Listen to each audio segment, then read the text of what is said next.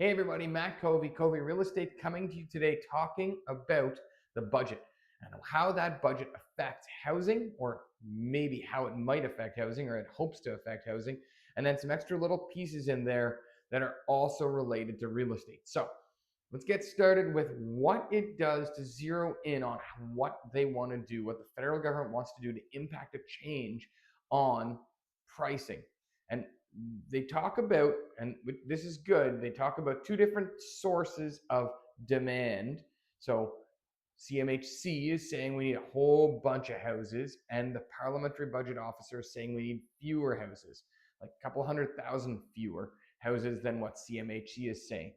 And they do acknowledge that CMHC is hoping to get back to where affordability was for housing back in 2019. And if their trajectory, if their goal is to do that with what this plan is, that would mean that if you were to take the average house price in around June of 2025 and compare it to June of 2019 in Ottawa, you have to shave off about half of its value. And that's where they, CMHC, and if the federal government, if this budget does that, that's where they want your house price to land in the end. I'm not so sure that they can make that happen, because there's a lot of people that have bought houses or mortgaged up their houses since 2019. And that would mean that all of those people have overpaid, and all of those banks aren't going to get a lot of their mortgage back. Or this might be part of that sacrifice that they're talking about, and that people are going to have to sacrifice. If you owned a house before 2019, well, maybe it's not so bad because maybe you can absorb some of that cost. But if you bought between 2019 and 2025, I mean, if they're asking for house prices to go back to 2019, are you going to let that happen? Would you want that to occur? And here's the thing, it's not just the resale market. What you have to keep in mind is new house prices have to do the same thing. So the better question is, do you think new home builders are going to allow that to happen? And you see, here's how it makes more sense that it won't happen, because what the federal government's planning on doing, and they highlight this, there's three things that contribute to house prices being so high. They say construction costs they can't touch because they can't make labor go down, they can't make the materials go down, but they say three things contribute to high price of houses. Number one, it's the land. Of course it's the land. There's a limit on the amount of land, and there's only so much you can go out and buy, and it goes up in value. The second thing is taxes, and that is something that is GST, say for instance, on a new build. And the third thing is development charges. So what are we going to do about development charges? Well, the federal government says don't add as many development charges. A lot of the provinces are on board for that as well. Don't have as many development charges. That's great. That's fine and dandy. Where is this magical land that has no value, that no one has to pay for, going to show up from? And so the actual budget goes into more detail and says they're going to give up, the feds are going to give up federal lands to be able to have housing built on them. And they're going to work with partners, and they're going to have this Canada Build Homes department that's going to actually partner up with profit and not-for-profit builders. I've never seen a not-for-profit builder, and if I have, they're not building massive neighborhoods. There's like, they build a house a year or something. That's it. So they're going to partner with these people to come in and build these homes that probably CMHC has approved, those federal type of housing plans. They're going to come in on federal lands and build the houses and do the stuff. So there's your idea. I mean, that's how they're going to get there. If they're going to get there, they're going to get there by giving up their land, by not charging GST or HST on new homes, and they're going to try and partner up with people to make development charges go away. And that's going to reduce the house price by 50%. So that's the question, is what are they going to do with it? How is that going to impact the market?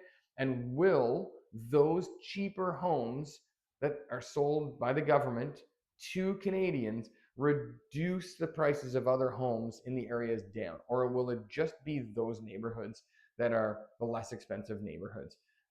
First things first, they have to get a whole bunch of people lined up to make this work. They have to get builders on board. They have to get developers on board to be able to come in and service the land. They have to actually make it so that these materials, they're going to pay full cost for materials and labor comes in, and they're going to take that labor and materials away from other construction sites. Like there's a whole bunch of supply chain issues in behind this for where they're going to get all this extra labor and materials they haven't even discussed. So I'm not as promising that they're going to get to CMHC's number. I think they're going to follow more the Parliamentary Budget Office number. They're going to affect the change on the GST on new houses, which has already happened to a large degree. They're going to end up making it so that they do give up some federal lands, but I think it's going to have to be that there's agreement for reduced cost housing in those neighborhoods, and it's going to be very neighborhood specific. And then I do think you're going to end up seeing these development charges come down. I just am not hopeful that it's going to bring this prices down to 2019. And in fairness, I just don't think that the pricing could come down because the government says so. The market may say so. The market may say that house prices will come down because of supply and demand, but not the federal government getting their nose into being a home builder. So there's your first take, sort of what's going to happen and what my take is on it with regards to the budget and housing.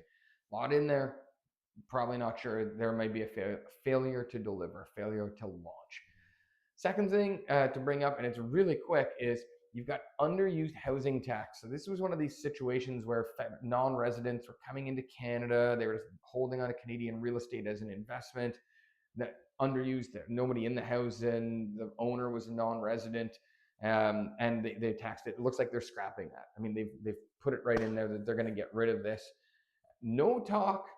I read top to bottom in this document. No talk about any changes in the principal residence exemption. A lot of people thought that they were going to come after that principal residence exemption, making it so when you sold your home, you're going to have to pay capital gains tax. No talk of that.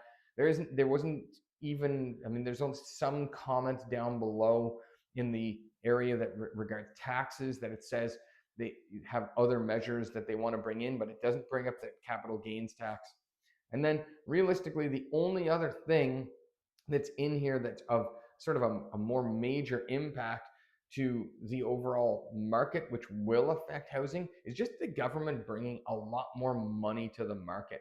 So if the government's going to make these investments into the market and investments into mining sectors and these sectors that are going to be servicing Canada and infrastructure and feeding the Canadian economy with all these jobs and all these other things that are going to happen, generally speaking, that's government introducing their own source of inflation. And generally, you don't see housing sheltered from inflation because people making more money overall, or Canadian economy having more money overall, even though it's government giving it to people, still means that there's more people investing and more people buying houses because there's more people making more money because they were given it by the government. So that's sort of the only other big thing to discuss is, will that itself cause some inflationary pressures on the housing? So there's your update. That's it. It's your budget. I've put some screenshots in throughout this video, and then there's a link to the budget below. It's all over the internet, so you'll be able to find it. But there's my take on what it is, how it affects housing, and I appreciate you watching. Thanks.